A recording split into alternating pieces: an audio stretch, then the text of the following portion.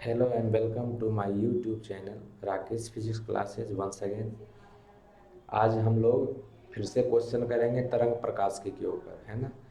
तरंग प्रकाश की में कुछ क्वेश्चन हमने किया था पिछला वीडियो में, और इसमें वस्तुनिष्ठ प्रश्न भी करेंगे, लघु उत्तरीय प्रश्न भी करेंगे। जो कुछ कुछ टॉपिक जो हमने आपको लॉन्ग क्वेश्चन के लिए नहीं बताया है उसको हम करेंगे अभी, ठीक है ना। तो छोटे छोटे क्वेश्चन जैसे विवर्तन क्या है, ध्रुवण क्या है, इसके बारे में करेंगे।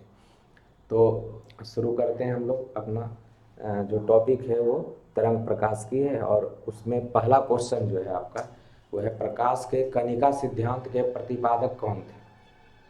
तो मैंने आपको बताया था कि जो प्रकाश सीधी रेखा में गमन करती है उसके लिए जो न्यूटन का कार्पस्कुलर थ्योरी था, जिसमें उन्होंने उसकी कण प्रकृति को माना था। तो कनिका सिद्धांत वहीं से आता है, कॉर्पस्कुलर थ्योरी जो है वो कनिका सिद्धांत कही जाती है। तो न्यूटन ने ये सिद्धांत दिया था, ठीक है ना। तो प्रकाश का जो कनिका सिद्धांत है उसको देने वाले न्यूटन थे, इसलिए उसको हम न्यूटन आंसर करेंगे।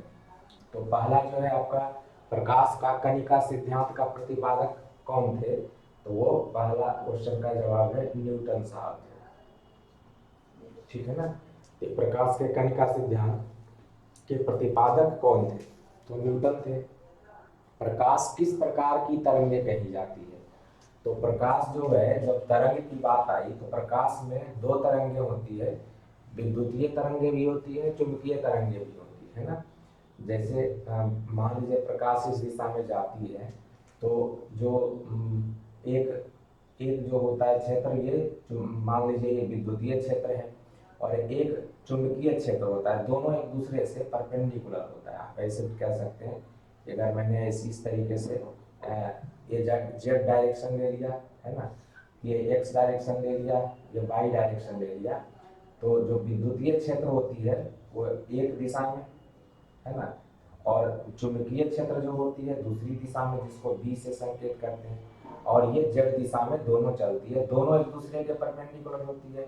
मतलब ई जो होता है, विद्युत क्षेत्र जो होता है वो चुंबकीय क्षेत्र के परपेंडिकुलर होता है, और जिस दिशा में चलती है उसके भी परपेंडिकुलर होता है। मतलब जेड दिशा के परपेंडिकुलर ये भी होता है। दिख रहा है आपको, ये कोण 90 डिग्री बन रहा है, ये वाला कोण भी 90 डिग्री बन रहा है ना, ये होता है। और C is equal to E by B होता है। तो ये भी ध्यान रखना है कि जो प्रकाश की जो किरणें होती है उसका जो वेग होता है C, वो E बटा बी के बराबर होता है, जिसको आप 3 × 10⁸ मीटर पर सेकंड लिखते हैं।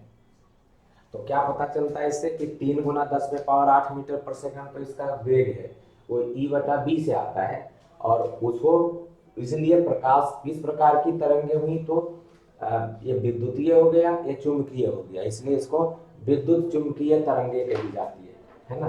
तो प्रकाश की तरंगे कैसी तरंगे होती है, विद्युत चुंबकीय तरंगे होती है। तो ध्यान रखना है कि इसको कहा जाता है विद्युत चुंबकीय तरंगे, विद्युत चुंबकीय तरंगे, ठीक है ना। इलेक्ट्रोमैग्नेटिक वेव इंग्लिश में बोलेंगे तो इलेक्ट्रोमैग्नेटिक वेव्स बोलते हैं इसको, ठीक है ना। विद्युत चुंबकीय तरंगे बोलते हैं, है ना। तो विद्युत विद्युत वाला जो क्षेत्र होता है और जो चुंबकीय क्षेत्र होता है दोनों एक दूसरे से लंबवत होता है, और साथ साथ जिस दिशा में जाता है उससे भी लंबवत होता है, जेड की दिशा से भी लंबवत होता है ना। एक जेड की दिशा से एक ऐसे होता है, एक ऐसे होता है, तो लंबवत होता है। मतलब विद्युत क्षेत्र और चुंबकीय क्षेत्र आपस में भी लंबवत होता है, और जिस दिशा में जाती है उस दिशा के भी लंबवत होती है। तो ये ध्यान रखना है कि विद्युत क्षेत्र और क्या कहते हैं चुंबकीय क्षेत्र है। अब तीसरा जो क्वेश्चन हमारा है वो उसमें है विवर्तन। विवर्तन किसे कहते हैं, तो विवर्तन जिसको डिफ्रैक्शन बोला जाता है, ठीक है ना। डिफ्रैक्शन किसको कहते हैं, तो जनरली क्या होता है कि जब आप कहीं पे प्रकाश का जो स्रोत है तो उसके सामने आप अगर रुकावट डालते हैं, जैसे मान लीजिए कि प्रकाश यहाँ से चल रहा है, ठीक है ना, ये कोई स्रोत है, प्रकाश का स्रोत है, ठीक है ना। अब यहाँ से प्रकाश जब जाएगी तो प्रकाश को चारों दिशाओं में फैलती है, इस तरीके से फैलती चली जाएगी, है ना, इस तरीके से फैलती चली जाएगी। लेकिन आपने क्या किया, तो सारी दिशा में फैलेगी, इस तरीके से फैलती जाएगी, हर एक दिशा में फैलेगी, है ना। प्रकाश हर एक दिशा में फैलती है तो इस तरीके से फैलेगी। अब यहाँ पे कोई अगर आपने पर्दा लगा दिया तो आपको पता है कि ये पूरा का पूरा जो है ये पर्दे के ऊपर यहाँ पे भी जहाँ तक लाइट जाएगी सब जो है वो प्रकाशमान हो जाएगा। लेकिन विवर्तन में ये तो प्रकाश का जो सामने दिखता है कि सीधी रेखा में जहाँ तक गमन करेगी वहाँ पे पर्दा होगा तो वहाँ पे प्रकाश फैल जाएगा।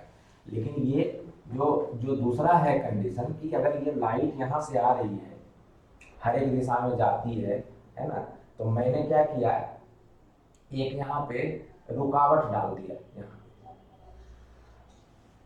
ठीक है ना, रुकावट डाल दिया, मतलब एक जो अवरोधक जिसको कह सकते हैं, ठीक है ना। और तब हमने एक स्क्रीन यहाँ लगा दिया, ठीक है।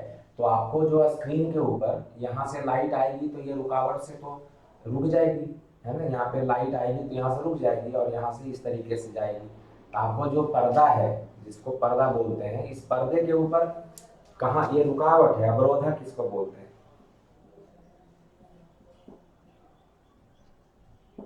ये अवरोधक है। तो आपको इस पर्दे पे एकदम यहाँ पे क्या मिलना चाहिए, जैसे लाइट अगर ऐसे जा रही है तो यहाँ पे पहुंचेगी, या लाइट यहाँ पे पहुंचेगी, अवरोधक तो इधर है, तो लाइट अवरोधक से अंदर जाएगी तो इधर तो अवरोधक रोक लेगा इसको, तो अवरोधक पे बाहर नहीं जा सकती है। लेकिन बाकी तो इधर तो पर्दे पे इधर प्रकाश होना चाहिए, है ना, इधर प्रकाश होना चाहिए, इधर भी प्रकाश तो ये प्रकाश तो आपको मिलेगा, ये प्रकाश जो है ये मिलेगा, इधर प्रकाशित होगा ये, ठीक है ना। लेकिन यहाँ पे तो आपको क्या मिलना चाहिए, तो डार्क होना चाहिए, यहाँ पे काला होना चाहिए। लेकिन प्रकाश की जो किरणें होती हैं, मैंने उसमें जो तरंग की प्रकृति होती है, तो आपने क्या देखा था कि तरंग जो है वो तरंगाग्र बनाते हुए भी निकलती है। तो तरंग जब तरंगाग्र बनाते हुए निकलेगी तो यहाँ से जो तरंगे पहुंची यहाँ पे, तो यहाँ से ये एक सोर्स बन जाता है। आपको सिखाया था मैंने कि एक स्रोत बन जाएगा, और स्रोत बनेगा तो ये स्रोत जब बनता है ये तो नया वेव फ्रंट बनाता है। तो यहाँ से जो स्रोत बनेगा तो ये वेव फ्रंट बनाएगा, तो इस तरीके से वेव फ्रंट बनाता हुआ चलता है ना। क्रेस्ट ट्रफ इस तरीके से यहाँ से भी बनाएगा तो कुछ इस तरीके से बनाएगा, है ना। जो हमने आपको यानी कि द्विस्थितिक एक्सपेरिमेंट में बताया था कि एक क्रेस्ट बनाएगा तो एक ट्रफ बनाएगा, एक क्रेस्ट बनाया तो इसको ट्रफ कर देते हैं, मतलब ये शीर्ष हो गया, ये गर्त हो गया, ये शीर्ष हो गया, ये गर्त हो गया, इस तरीके से चलता है। शीर्ष गर्त ये तरंगाग्र बनता हुआ चला, उसी तरीके से शीर्ष गर्त ये हो गया, है ना, शीर्ष ये हो गया, है ना, ये गर्त हो गया, ये वाला गर्त है। उसी तरीके से ये वाला शीर्ष है तो ये वाला गर्त है, फिर ये शीर्ष है तो ये गर्त है। क्या दिख रहा है आपको, जहां हमने कहा था जहां पे शीर्ष एक दूसरे को कट करता है, ये वाला देखिए शीर्ष एक वाला शीर्ष के साथ,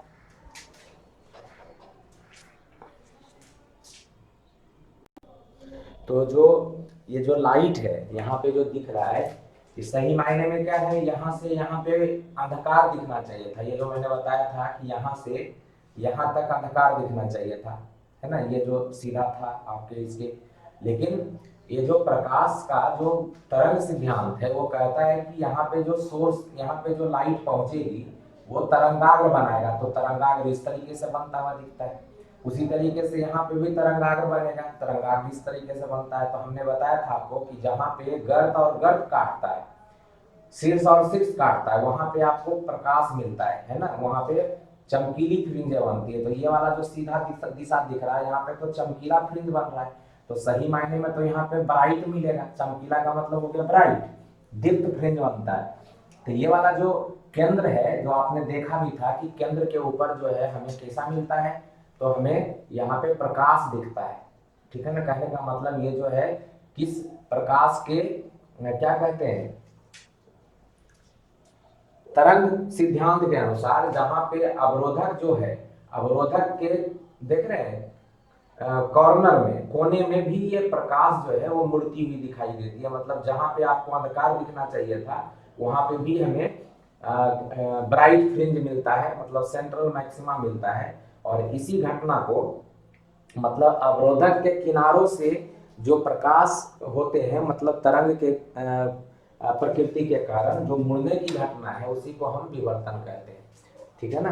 कोई अवरोधक अगर डाल दिया हमने, यहाँ पे अवरोधक डाला दिख ही रहा है, तो ये अवरोधक से क्या हो रहा है, तो ये जो प्रकाश है जो आ रहा है तरंग के रूप में यहाँ पे, वो तरंग सिद्धांत के कारण ये जो अवरोधक के किनारों से मुड़ने की क्षमता रखती है, और उसकी वजह से उसके केंद्र के ऊपर, मतलब जो अवरोधक है उसके केंद्र के ऊपर जो यहाँ पे है वो चमकीली फ्रिंजें मिलती हैं, ब्राइट रीजन मिलता है, चमकीला रीजन मिलता है, जो सही मायने में डार्क होना चाहिए था। जो आपको दिख रहा है कि अगर किरणें यहाँ से आती है, सही मायने में आप कोई अवरोधक रख देते हैं तो इसके सामने इसकी छाया बनती है, लेकिन तरंग सिद्धांत के अनुसार यहाँ पे ब्राइट फ्रिंजें बनती है। इसी घटना को विवर्तन कहते हैं। तो तरंग सिद्धांत में जो विवर्तन की घटना होती है वो तरंग, प्रकाश की तरंग प्रकृति के कारण होती है। तो वहाँ पे जब आप माइक्रोस्कोप से देखेंगे तो यहाँ पे आपको बहुत ही चमकीली फ्रिंजें दिखती है, डार्क रीजन जो होना चाहिए उसमें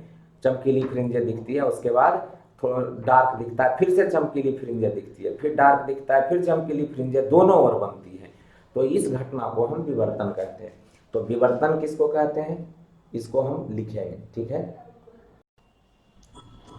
तो प्रकाश का विवर्तन किसको कहते हैं, तो हमने अभी बताया था कि किसी अवरोधक के किनारे से उसकी जो ज्यामितीय छाया है, मतलब जहाँ पे काला होना चाहिए, जहाँ पे डार्क होना चाहिए, वहाँ पे हमें प्रकाश मिलता है। तो इसी ये प्रकाश की तरंगों के कारण होता है। तो मैंने देखिए यहाँ पे लिखा है, किसी अवरोधक के किनारे से उसकी ज्यामितीय छाया में, जहाँ पे आप, मैंने कहा था कि ये अवरोधक अगर है, ये अवरोधक है, तो यहाँ पे अगर प्रकाश का स्रोत है एस, है ना, तो यहाँ से ये अवरोधक से जो किरणें हैं ये टकरा करके यहाँ से तो वापस आ जाएगी। तो यहाँ पे अगर पर्दा लगा हुआ है तो पर्दे के इस भाग में यहाँ पे आपको एकदम काला मिलना चाहिए, इसी को छाया बोलते हैं, ज्यामितीय छाया बोलते हैं। तो ये ज्यामितीय छाया में ये जो अवरोधक है उसके कारण यहाँ पे हमें काला मिलना चाहिए और इधर प्रकाश होना चाहिए पर्दे के ऊपर। लेकिन जो अवरोधक के किनारे से, मतलब ये अवरोधक है उसके किनारे से, मतलब यहाँ से जो ये जो तरंगे हैं वो जो मुड़ जाती हैं, यहाँ जो किनारे हैं यहाँ से तरंगे जो मुड़ जाती हैं, इस तरीके से मुड़ती हैं, तो उसकी वजह से जो यहाँ पे प्रकाशित भाग दिखता है, एकदम केंद्र बिंदु पे बहुत ही प्रकाशित भाग बहुत बड़ा होता है, उस घटना को प्रकाश का तरंग सिद्धांत जो है, प्रकाश तरंगों के कारण, उसको हम व्याख्या करते हैं। और प्रकाश तरंगों के कारण जो ये घटना होती है उसी को प्रकाश का विवर्तन कहा जाता है। तो प्रकाश का विवर्तन 1 नंबर में या 2 नंबर में आ सकता है आपको कि प्रकाश का विवर्तन क्या होता है या किसे कहते हैं। तो ये डिफ्रैक्शन ऑफ लाइट, इसी को बोलते हैं, डिफ्रैक्शन ऑफ लाइट है। ठीक है ना। अब इसमें एक चीज और पूछता है कि प्रकाश का जो विवर्तन है, ये जो हमने बताया कि इसके विवर्तन में जो एक प्रयोग होता है एकल स्लिट से, मतलब एक नैरो स्लिट, संकीर्ण स्लिट होता है, जिसका आकार बहुत ही छोटा होता है, वो तरंगदैर्घ्य के आकार का होता है, और उससे जो हमें अभी जो मैंने कहा कि उसके केंद्र बिंदु पे हमें बहुत ही प्रकाशमान क्षेत्र मिलता है, प्रकाशित क्षेत्र मिलता है, तो उसको उच्चिष्ट कहते हैं, केंद्रीय उच्चिष्ट हो जाता है। और उसके बाद जो है छोटा छोटा द्वितीयक उच्चिष्ट कह सकते हैं उसको, और मिनिमा भी मिलता है जहाँ पे डार्कनेस मिलता है। तो उसकी फिर शर्तें क्या होगी, तो ही कह रहा है एकल स्लिट विवर्तन प्रयोग में प्राप्त उच्चिष्ट, मतलब जहाँ पे हमको चमकीली फ्रिंजें मिली थी उसको कहते हैं उच्चिष्ट, और निम्निष्ट की शर्तें क्या है।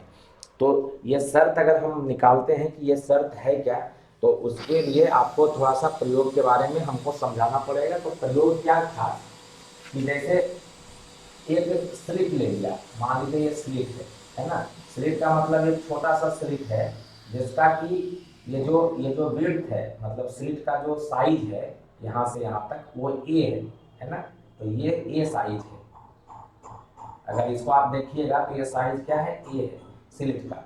अब यहाँ से इससे जो लाइट आती है, ऐसे लाइट जो आ रही है ना, तो इस लाइट ये स्लिट देखने में इतना बड़ा लग रहा है, लेकिन कैसा साइज है, तो वेवलेंथ के साइज का है ना। मतलब आपको ये जो छिद्र है, नैरो जो छिद्र है, स्लिट है, वो दिखने वाला नहीं है। तो यहाँ से इसका मतलब लाइट जो है, अब ऐसा छिद्र जो कि वेवलेंथ के साइज का हो, तो वेवलेंथ के साइज का छिद्र आपको कहाँ से दिखेगा, 10 पे पावर -7 हो गया, उसका तो किरण आपको जो डिफरेंट कलर का होता है, लाल रंग है या ब्लू रंग है, नीला है, ये सब का वेवलेंथ 10 पे पावर -7 होता है, वहां तक हमारी आंख देख लेती है। तो ये उसके साइज का है, तो उस साइज का बना हुआ छिद्र तो हमें नहीं दिखने वाला। ये बात समझ में आनी है कि उस साइज का जो होगा वो छिद्र हमको नहीं दिखने वाला। तो मतलब ये है कि हमारा जो ये छिद्र है, हमने बताते समय तो हम बताएंगे तो बड़ा बनाएंगे कि हमारा छिद्र जो है इतना बड़ा है और इसका साइज कितना है। तो यहाँ से अगर हम साइज की बात करें तो यहाँ से इसका साइज जो है वो ए है, ये हम लिखेंगे इसको। लेकिन इसका मतलब ये नहीं है कि ये वाला जो छिद्र है वो बहुत बड़ा है, ये हमें दिखेगा भी नहीं। तो जाहिर सी बात है, अगर ये नहीं दिखेगा तो यहाँ से आने वाली जो किरणें हैं वो आपको नहीं दिखने वाली, है ना। तो किरणें जो है, इसका मतलब है कि किरण को ये रोक लेगा, तो किरण की तरंग प्रकृति ही आगे इसको ले जाएगी। और उसी तरंग प्रकृति के कारण यहाँ पे पर्दा अगर आप रखते हैं तो इस पर्दे के ऊपर अभी हमने जो कहा कि उसका जो तरंग प्रकृति होता है उसकी वजह से इसके केंद्र बिंदु पर बहुत ही बड़ा सेंट्रल ब्राइट बनता है, ठीक है ना। यहाँ पे बहुत ही बड़ा रीजन होता है जहाँ पे कि ये कह सकते हैं कि इतने बड़े रीजन में एकदम ब्राइट बनता है।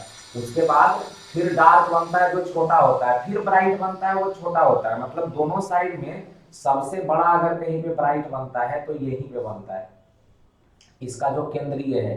तो इसको केंद्रीय उच्चिष्ट कहा जाता है। कुछ इसको बनाते हैं डायग्राम में तो कुछ इस तरीके से बनाते हैं, ठीक है ना। ये केंद्रीय उच्चिष्ट हो गया, तो ये इस तरीके से आता है और ये फिर छोटा होता चला जाता है। तो ये जो है ये इस तरीके से बनता है। इधर भी बनाएंगे तो ये जो इसका मतलब केंद्रीय उच्चिष्ट की बात होती है इस तरीके से। मतलब इतने बड़े रीजन में ये प्रकाशित हो जाता है क्षेत्र, तो ये उसको कहते हैं केंद्रीय उच्चिष्ट। ये देखते हैं ऊंचा सबसे बड़ा है, तो इसको कहा जाता है केंद्रीय उच्चिष्ट, ठीक है ना। इसको कहते हैं केंद्रीय सेंट्रल मैक्सिमम उच्चिष्ट, इसको कहा जाता है सेंट्रल मैक्सिमम, ठीक है ना। तो जो सेंट्रल मैक्सिमम जो होता है या केंद्रीय उच्चिष्ट होता है, इसके लिए जो शर्त होती है, अब देख लीजिए यहाँ पे ये जो आया ये केंद्र के ऊपर है, तो यहाँ से इधर अगर जाइएगा और इधर जो जाइएगा तो ये वाला एंगल जो बना उसको थीटा कहते हैं।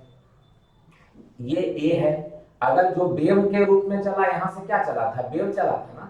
तो वेव जो चला था उसका जो वेवलेंथ अगर है, वेव चला मतलब तरंग चला, है ना। तरंग चला और तरंग चला तो तरंग का वेवलेंथ होता है ना। तरंग होगा तो इसका वेवलेंथ मान लेते हैं लैम्डा है। तरंग को तरंग दैर्घ्य होता है, तरंग जब भी चलती है तो उसके पास तरंग दैर्घ्य होता है। तो दो चीज आया यहाँ पे, लैम्डा आया और हमारा जो स्लिट था उसका विड्थ ये था। तो ये जो केंद्रीय वाला जो मिलता है यहाँ पे, है ना, ये तो दिख रहा है आपको कि अगर ये केंद्र वाला बिंदु होगा तो ये वाला थीटा है वो 0 हो जाएगा, है ना। ये थीटा जो है वो 0 हो जाएगा। तो केंद्र के ऊपर केंद्रीय उच्चिष्ट जो मिलता है, केंद्रीय उच्चिष्ट जिसको सेंट्रल मैक्सिमम बोलते हैं, वो थीटा इज इक्वल टू 0 पे मिलता है, ठीक है ना। अब ये देखिए ये जो है उच्चिष्ट जो है यहाँ जाके 0 हो गया, ये भी 0 यहाँ पे हो गया। तो यहाँ पे प्रथम निम्नलिखित मिलता है, यहाँ पे प्रथम निम्नलिखित मिलता है। मतलब यहाँ पे जो है प्रथम मिनिमा होता है, निम्नलिखित बोलते हैं इसको, ठीक है ना। इसको बोलते हैं प्रथम निम्नलिखित, ये है निम्नलिखित।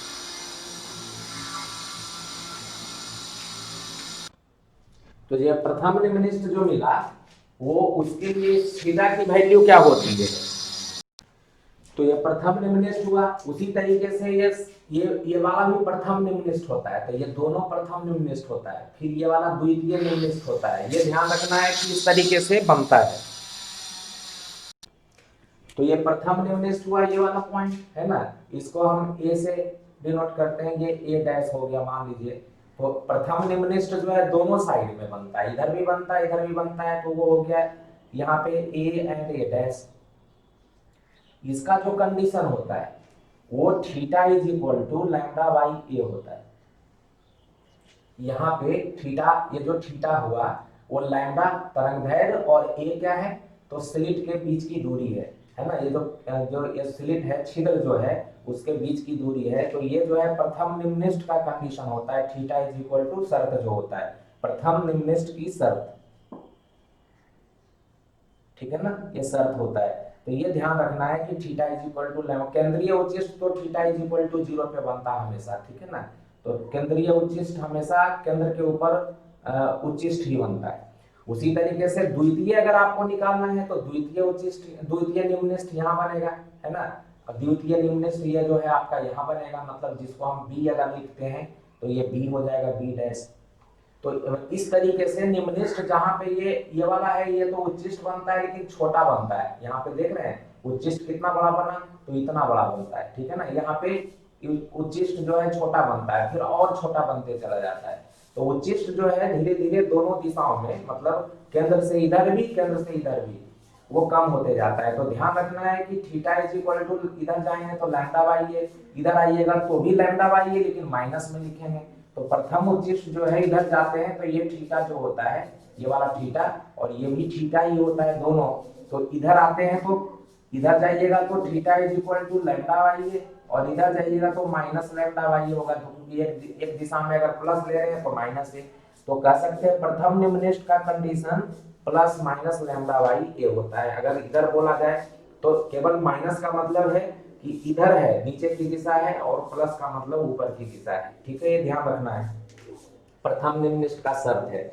लेकिन अगर और भी निम्निष्ठ निकालना है हमको, सारा निम्निष्ठ का शर्त अगर लिखना है तो सारे निम्निष्ठ के लिए शर्त जो होती है वो भी हम लिख सकते हैं, लेकिन जनरली आपसे जो है ये दोनों ज्यादा पूछा जाता है, ठीक है ना। और अगर दूसरे निम्निष्ठ की बात करेंगे तो यहाँ पे सभी, इसी तरीके से सभी निम्निष्ठों की शर्त अगर लिखते हैं, सभी निम्निष्ठ या द्वितीयक निम्निष्ठ लिख सकते हैं। तो सभी निम्निष्ठों की शर्तें